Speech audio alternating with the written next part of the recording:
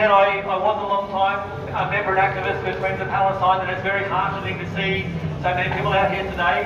And it's good to meet old friends as well. And just it's so sad about the situation that we gather here today as a result of. I mean, like others, I also want to acknowledge that we are standing on stolen land here right now, and I want to acknowledge the elders, past and present.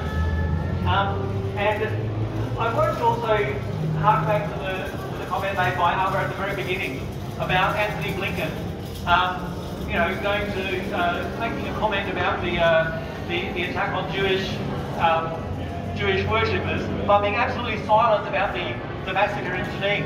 And it was exactly the same from the Australian government. You can look up right now on Penny Wong's website. She's got a very heartfelt message about condolences and sympathy or whatever for the Jewish victims in Jerusalem, but not a single word, absolute silence, nothing to say about the Palestinians massacred only 2 days earlier. And this is shameful of the reaction of the Australian government. Back in November, Penny Wong also was quoted to Jewish media by saying explicitly, the fact that there are far-right, absolute far-right nutters in the Israeli government makes no difference to Australia and Australia being friends of Israel. And that's shameful. And you see, this is, people have said, with the absolute horrifying numbers of Palestinians that have been killed, over one a day this year, but this is a state, Israel is a state that even kills journalists, respected journalists like Shireen Abu Akleh.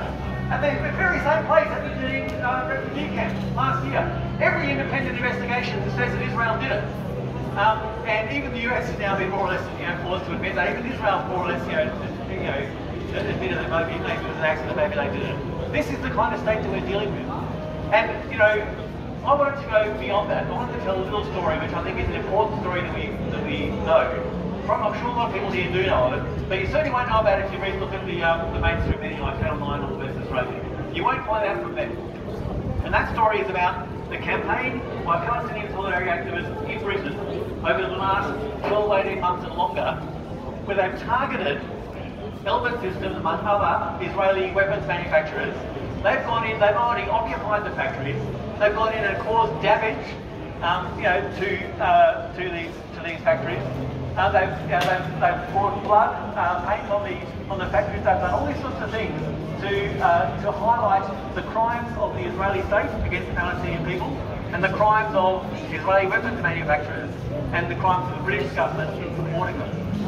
Now it's got to the point, there's been many actions over the last 12 months, and many court victories, including where the activists went to court and they said, yes, we committed a crime, yes, we caused damage, but it was not criminal damage, because we were actually preventing an even greater crime. We were preventing the crime that these weapons were going to be conducted in Israeli, in occupied Palestine. And the court accepted that argument.